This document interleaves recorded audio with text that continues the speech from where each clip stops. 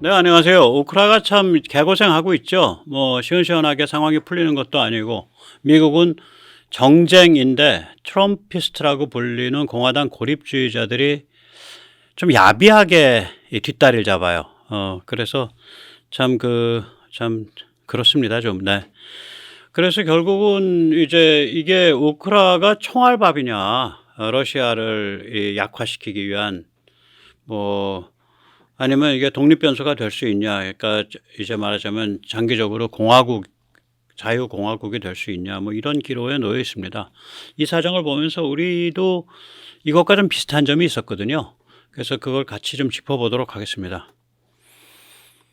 예, 우크라 상황과 이스라엘 상황은 완전히 다르죠. 예, 제가 우크라 상황이 지금처럼 이렇게 참 깝깝하게 될 거라고는 생각을 안 했습니다. 저는 대개 이제 올해 봄쯤 되면은 좀 전황이 완전히 우크라 쪽에 유리하게 갈 거다. 그거 완전히 틀렸죠. 또 반면에 이스라엘에 대해서는 저는 저건 이스라엘이 그냥 이기는 거다. 그 가자 그냥 평정한다. 저건 게임이 안 된다. 예, 거긴 맞았습니다. 좀 이스라엘을 정리해서 말씀을 드리면 일단 하마스를 소탕 평정하는 것은 가시권 안에 들어왔고, 예, 이스라엘 장성들이나 국방장관들 또 평론가들 다 그렇게 얘기합니다. 그리고 뭐 이제 상당히 좀 비인도적인 측면은 있는데 이게 사실 하마스가 뭐 군복도 없잖아요. 그냥 민간인들이라고요. 그리고 일반 대중 속에 녹아 들어가 있는 거죠. 그러니까 이 가자 주민들이 하마스와 같은 노선을 스스로 정리해내지 못했기 때문에, 그러한 자치 능력이 없기 때문에 같이 덤태기를 쓰는 겁니다. 같이 녹아있기 때문에, 준 하마스들이니까. 이런 상태에서는 일종의 정신병 망상 상태니까, 집단 망상 상태니까 상당히 참혹할 수도 있는 그런 심리요법을 쓸 수밖에 없어요. 저는 이걸 충격과 공포라고 생각을 합니다. 샥앤오죠. 이리저리 쓸려 다니는 거죠. 그리고 그 과정에서 지금 투항한 하마스 사람들이 얘기하듯이 하마스 지도부가 얼마나 무능하고 부패해 있는지, 먹을 거 다 뺏어가고 마실 거 다 뺏어가고, 이거를 이제 일반 주민들이 느끼면서 야 이게 아닌가 비요 라고 일단 이 충격과 공포 속에서 좀 느껴야 되는 단계가 있다고 봅니다. 뭐 필요악이라고 봅니다. 사실은. 예. 그럼 이제 다음 단계가 지금 이제 지평에 떠오르기 시작을 하죠. 예. 가자에서 일단 하마스를 소탕 평정했다. 그리고 주민들이 일단 충격과 공포 요법을 받았다. 그럼 이제 다음 단계가 뭐냐? 오케이, 장기적으로 어떻게 공안과 치안을 유지할 거냐? 누가 유지할 거냐? 누가 손에 피 묻힐 거냐? 그 점에서는 이스라엘밖에 없다고 생각을 합니다. 팔레스타인 자치기고 그거 못합니다. 굉장히 부패한 집단이고 무능한 집단입니다. 그 다음에 이제 가오마담으로는 내세울 수 있죠. 예, 그 다음에 이제 재건 순치가 또 문제가 되겠죠.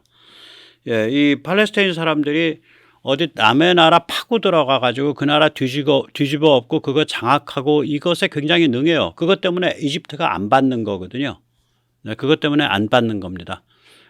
굉장히 그런데 능합니다. 그래서 레바논도 박살냈고, 레바논은 좀 나라가 없는 상태죠. 시리아는 내전으로 나라가 박살내니까 남서부를 차지하고 있고, 그 전에 후세인이 걸프 전쟁 일으키기 직전에 쿠웨이트는 이 팔레스타인 사람들이 전문직 뭐 관리직 이런 데 많이 있었는데, 후세인이 쳐들어오니까 후세인과 손잡고 쿠웨이트를 반미 기지로 만들자라고 부역질을 했어요. 그래서 쿠웨이트가 다 떨어냈죠. 그러니까 팔레스타인 사람들을 아무도 안 반깁니다. 요르단도 안 반기고 아무도 안 반겨요. 이제 이런 사람들 중에 특히 가자 지역 사람들이 성정이 사납고 관점이 병들어 있을 텐데 어렵게 살았으니까 이 사람들을 어떻게 재건하고 어떻게 순치하냐, 어떻게 살 길을 열어주냐, 이런 정치적 과제가 이제 이스라엘 앞에 놓여져 있는 거죠. 뭐 한두 명도 아니고 200만 이렇게 되는데. 그 다음에 이제 우크라이나는 좀 성격이 다르죠. 우크라이나는 뭐냐면 지금 상태가 전선이 교착돼 있죠. 단지 여기서 우리가 절대로 과소평가하면 안 되는 게 아디비카죠. 그러니까 북동부. 예, 아디비카에서 아주 선방을 하고 있고요. 너무 많이 죽어나가서 지금 우크라이나에서 죽어나간 러시아, 그러니까 사상자, 그러니까 죽거나 부상을 한 사람, 러시아 군인의 숫자가 대개 30만에서 35만 명을 보고 있습니다. 예, 그 미 정보기관이나 유럽 정보기관들이. 그다음에 또 하나는 이제 또 괜찮은 그걸 한 건 드네프르 강을 남쪽으로 건너서 강남의 그 저지대, 늪지대에 교두보를 상당히 넓게 구축해 놨어요. 그러니까 이거는 이제 내년 봄이나 내년 이른 봄이나부터 이걸 어떻게 쓸지 이제 아주 기대가 되는 거죠. 그러나 이제 우크라 국민의 입장에서 보면 이게 뭐 아니 서방이 돕겠다는 거야, 안 돕겠다는 거야. 우리한테 필요한 무기는 제대로 안 주면서 계속 싸우라 그러고 딱 우리가 잡혀먹히지 않을 정도만 싸우라 그러고 우린 도대체 뭐야? 우리가 뭐 희생양이야? 이 생각을 하기 시작을 하죠, 당연히. 그러면서 우크라 국민 사이에 피로도가 급증하고 있습니다. 그리고 이제 서방에서 이제는 또 다른 문제지만 거기다 또 우크라 국민들 사이에 야, 이 전쟁 어떻게 끝날 수 있어? 어떻게 끝날 거야? 다 쫓아내고 크리미아 돈바스에서 다 쫓아내고 끝나는 거야? 당연히 그렇긴 해야 되는데 서방이 저렇게 미적거리는데 과연 그럴 수 있을까? 뭐 이런 회의가 있겠죠. 혼란과. 그래서 지금 젤렌스키가 아마 그 정치적으로 크게 그렇게 이익을 보지 못할 겁니다. 네, 이 전쟁에 이기더라도. 예. 자, 이런 상황이죠. 깝깝한 상황이죠. 예, 여기서 잠시 세뇌 탈출 자유 구독료 부탁 말씀 올리고 그리고 이제 자세한 이야기를 좀 더 짚어보도록 하겠습니다. 아시다시피 세뇌 탈출은 광고가 잘 붙지 않습니다. 붙더라도 천천히 붙는 경향이 있습니다. 도와주시면 보다 좋은 컨텐츠로 찾아뵙는데 커다란 힘이 되겠습니다. 감사합니다. 예, 우크라가 이제 힘을 못 쓰게 되는 거는 이 러시아라는 그런 그 핵무장 슈퍼 깡패가 옆에 있음에도 불구하고 그럼 정신을 똑바로 차렸어야 되는데 지난 30년 동안 이게 굉장히 자원이 풍부한 나라인데 부패, 낭비, 타락을 해왔단 말이에요. 이거 뭐 우크라만 바보 같다고 말할 그런 상황은 못 돼요. 우리도 만약에 문재인 이재명으로 이어졌으면 나라 거덜났죠. 또 이번에 총선 이제 개판 나면은 또 나라가 굉장히 큰 위기에 빠집니다. 그래서 이런 그 정치적 능력, 한 국가, 그 사회의 이제 그 아주 그 건강한 자치 능력, 이게 뭐 명운을 결정짓죠. 우크라가 그걸 못해가지고 지금 이 참혹한 꼴을 당하고 있는 거죠. 이게 엄청난 자원을 가지고도 30년 동안 부패, 낭비, 타락을 했고요. 2014년에 이제 그 러시아가 침공한 이후에 약간이나마 준비를 했죠. 지난 한 7, 8년 동안. 그러니까 어떻게 버틸 거냐 약간 준비를 했고. 그리고 2019년에 이제 젤렌스키를 선출한 덕에 버티는 거죠. 젤렌스키가 훌륭한 리더십입니다. 근데 아이러니가 이 젤렌스키가 뜬 게 그 영화를 통해서 떴는데 공공의 종복, 퍼블릭 서번트라는 코미디 그 타치의 드라마를 통해서 떴는데 그 드라마가 그 유대계 제1 올리가르히, 그러니까 우크라이나에서 부패 부호로 첫 번째 꼽히는 인물이 운영하는 방송국이에요. 뭐 좀 음모론적으로 생각을 하면 미국이나 서방이 젤렌스키라는 인물을 발굴해서 키워야 되겠는데 키울 길이 없으니까 올리가르히랑 손을 잡고서 야, 너 살 길 키워줄 테니까 네가 좀 돈 좀 내라. 네가 좀 얘 좀 띄워라. 그렇게 해서 뭐 그런 작업을 했을 수도 있어요. 네. 어쨌거나 이 전체적으로 보면 핵무장 슈퍼 깡패인 러시아에 제대로 맞설 의지, 전략, 능력이 준비가 안 된 채로 침공을 당한 거고 젤렌스키라는 대통령이 의지는 불러일으켰는데 뭐 전략과 능력이 준비가 제대로 안 되는 거죠. 능력이 있어야 뭐 전략을 제대로 세우죠. 그냥 버티기죠. 그렇지만 뭐 항상 세상이 뭐 100% 훌륭한 그런 조건 아래서 100% 훌륭한 그런 합리적 방향으로 나가는 게 아니라 이렇게 그 굽이굽이 나가거든요. 세상이 우회하고. 예. 그래서 이번 시련을 통해서 이제 우크라이나에서 이제 자유공화국이 탄생을 하는 거고 자유공화국의 시민이 탄생한다고 봅니다. 뭐 국민들이 아무리 환멸하더라도 전선을 유지할 수 있는 수십만 명은 유지할 수 있을 거고 아무리 우크라이나 사람들도 많이 죽고 다치더라도 전쟁은 계속될 수 있을 거고 버티고 그 과정을 통해서 이 냉혹한 현실을 깨달아가고 그 과정을 통해서 공화국의 주춧돌이 놓이고 뭐 그런 참 비극적인 과정이죠. 예. 그런데 이제 우크라이나에서 아주 장점은 뭐냐면 이 젤렌스키가 미국 와서도 당신들이 우크라이나 지원하는 건 이건 지원이 아니다. 이건 헬프가 아니라 투자다. 우리가 유럽과 미국과 서방과 자유세계의 최전선에서 이 싸움을 대리하고 있는 거다. 그러니 우리한테 많이 무기 밀어달라. 이런 얘기를 하거든요. 그러니까 이게 우크라이나 전쟁이나 이 상태가 지금 우크라 사람들 지도층이 이게 또 국민들이 이게 글로벌 보편 가치에 관한 싸움이다. 뭐 주권국가, 그러니까 현대적 주권국가, 자유, 개인, 뭐 이런 인간 존엄성 이런 문제에 관한 싸움이다라는 걸 알아요.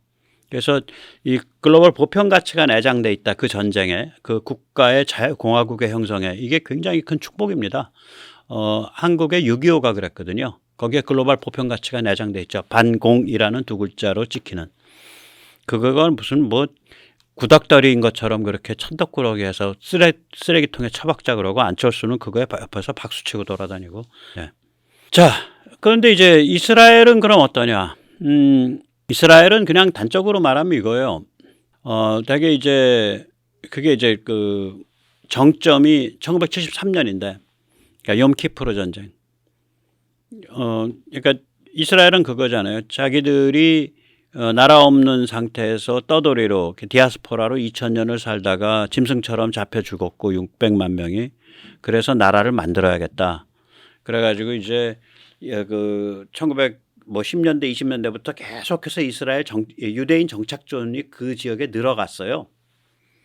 그걸 기반으로 해서 이제 나라를 만들어라고 이제 전후 질서에서 인정을 한 건데. 그 상태에서 그러니까 1945년 이후로 이제 1973년까지 욤키프르 전쟁까지 이제 몰매를 맞았잖아요. 아랍에 대해서. 그러니까 또 몰매 맞는 과정에서 싸움이 일어나면 번번이 이겨가지고 계속 영토도 또 느리고. 그러니까 이스라엘의 마인드는 우리와 그들이에요. 신체호 마인드 비슷하지.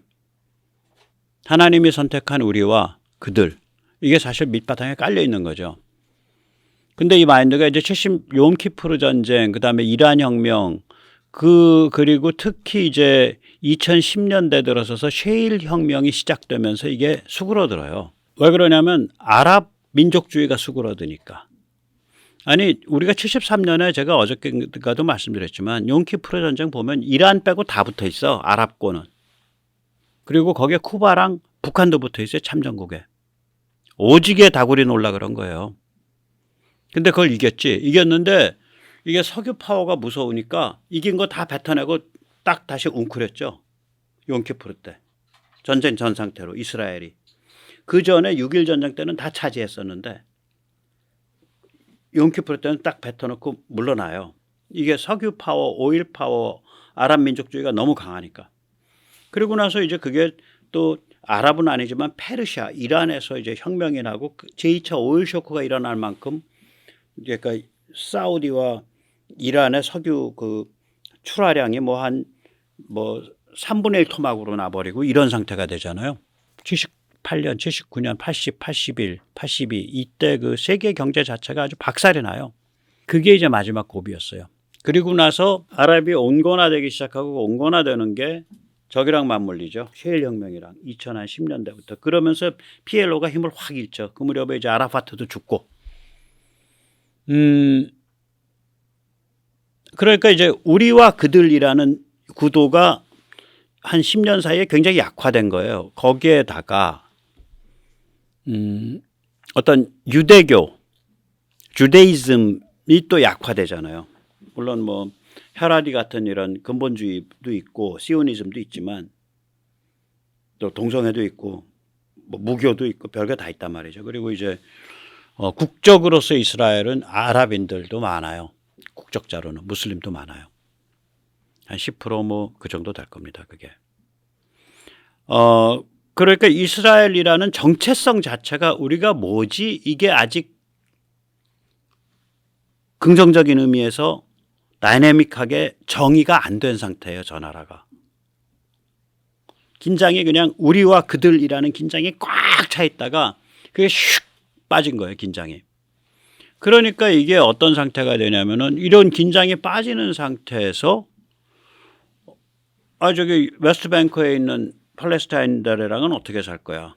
뭐 지금도 그럴듯하게 사는데 이 팔레스타인 사람들이 좀 특이해가지고 그러니까 무슨 정부 지원 이런 거에 의존해서 살지 뭐 자기가 제대로 이런 걸 못해요.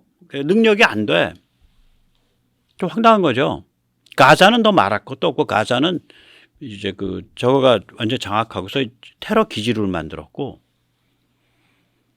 그러니까 이 팔레스타인 사람들 이래저래서 웨스트뱅크랑 가자에 있는 이 수백만 명을 어떻게 순치해서 발전시킬 거냐라는 과제가 있었다고 이스라엘한테.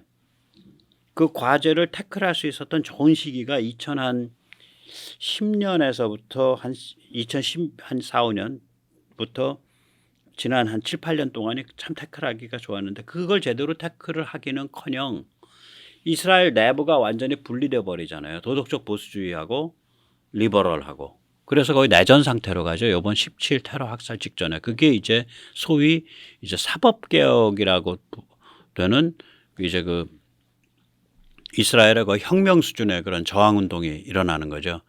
이게 뭐냐면은 이제 거기 사법부가 여기 좌빨 사법부 비슷하게 자기들끼리 딱 틀 짜고서 그냥 자기들이 사람 뽑고 그래서 무소불위의 별도의 권력에 우리 선관위 같아.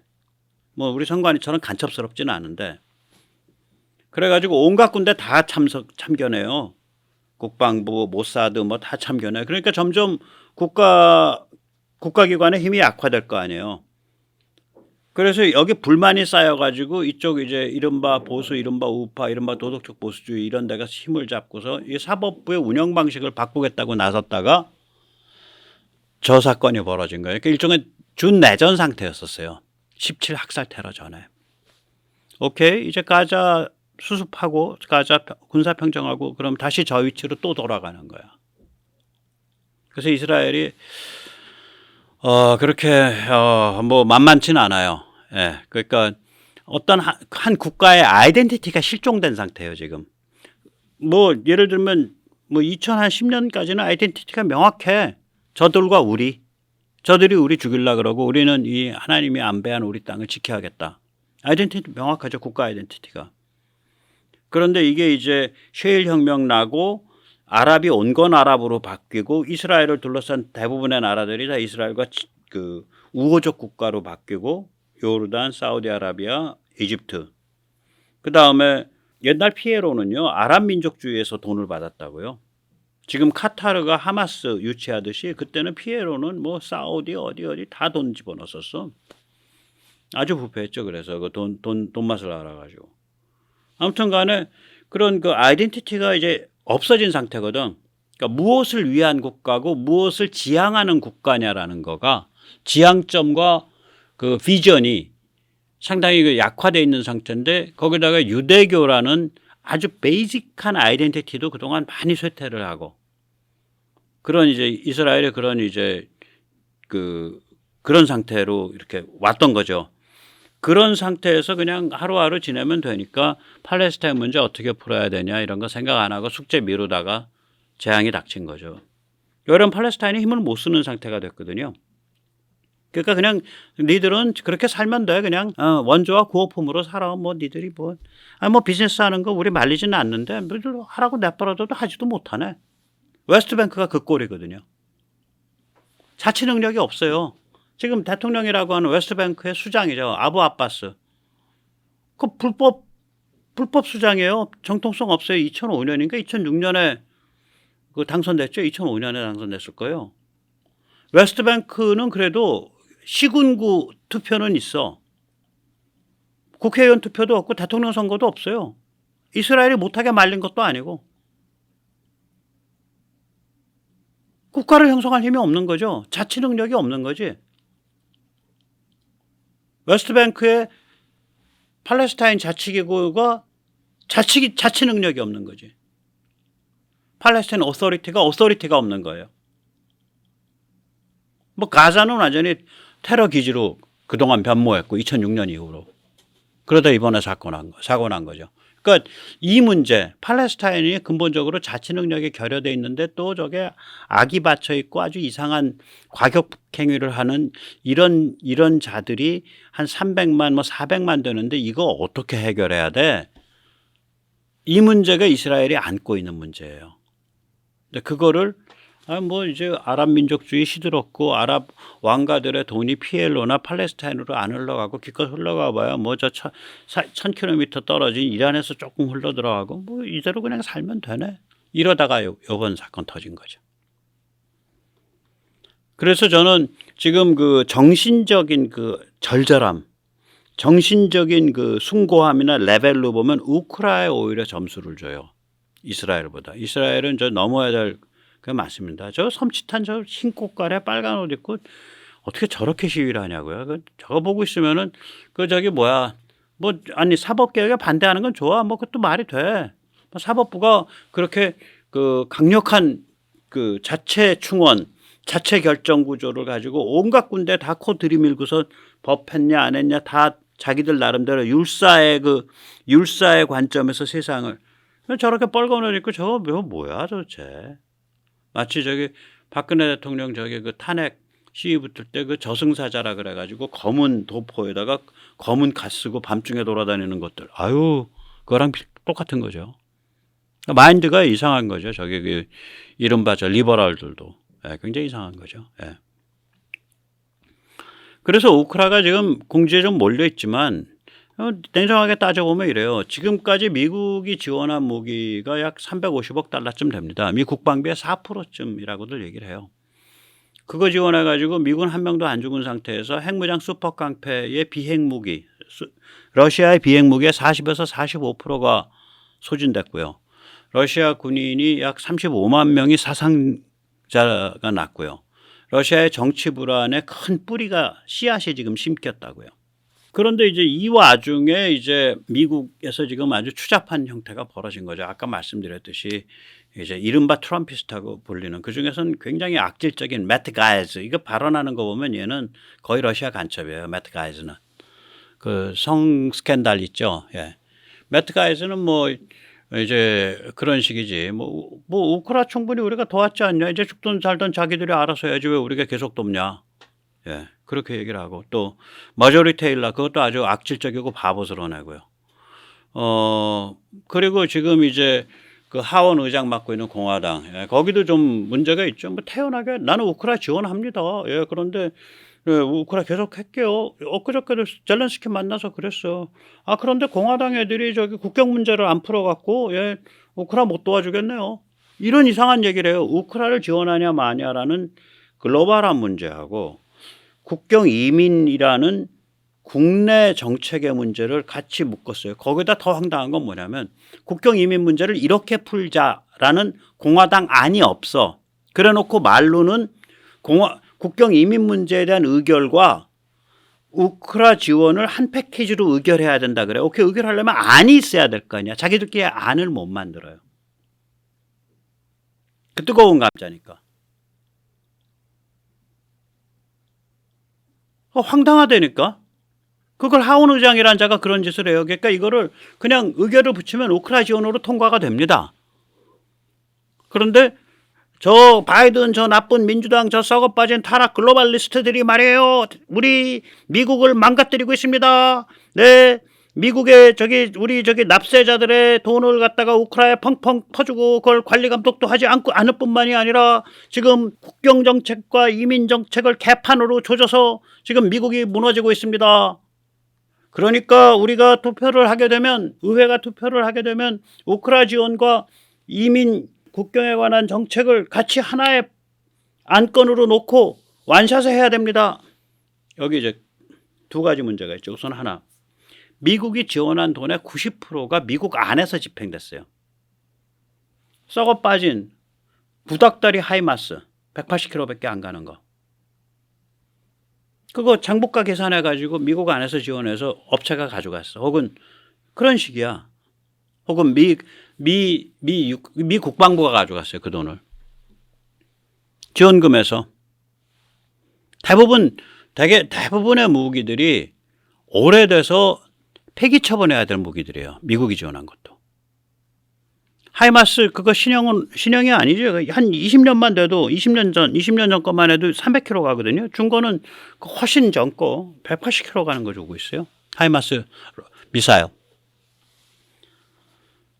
참 그렇습니다. 그러니까 참 한심하지. 우선 그게 그런 말이 거짓말이고요. 그러니까 우크라에 퍼졌는데 그게 뭐 증발해 버렸다. 사실은 현금으로 퍼준 게 없어 별로. 미국은 특히 미국이 퍼준 돈의 90%가 미국 국내에서 쓰였어요. 그다음에 두 번째로 무슨 문제가 있냐? 아까 방금 말씀드렸지만 그 국경 이민 정책에 있어서 공화당이 안을 내놔야 의결을 할 거 아니야. 안이 없는데 어떻게 의결하냐고. 그러니까 아주 악질적인 걸로 해서 지금 뒷다리를 딱 잡은 거예요. 그래서 좀 깝깝하죠. 예. 많이 버텨야 될 겁니다. 그런데 이제 우크라이나 내부가 또 환멸과 이제 피로도가 급증하죠. 아니 서방이 우리 돕는다고 말로는 하고 이놈들 보니까 우리를 총알밥으로 쓰네. 야 우리가 이거 싸워야 되냐? 야 젤렌스키는 미국의 앞잡이냐? 뭐 이제 이런 그 분위기가 생길 수 있는 거죠. 그래서 아주 위험한 상태예요. 예. 그래서 지금 미국이나 서방의 전체적인 전략은 그럼 결론적으로 말하면 어떤 꼴이 된 거야? 러시아를 패퇴시킬 수도 없고 그렇다 그래서 러시아에 잡혀먹히지도 않는 수준만 유지해 온 거죠. 저는 그게 2023년 초가 되면 좀 바뀔 거다라고 봤는데 안 바뀐 거예요. 지금 2023년 다 끝나는데 그 내내 그런 거예요. 물론 여기에 대한 반론은 가능합니다. 러시아가 급작스럽게 패배당하면 핵발작 버튼을 누를 수 있다. 점진적으로 러시아를 소모시키고 러시아를 약화시키는 게 맞다. 그건 충분히 유의미한 반론이에요.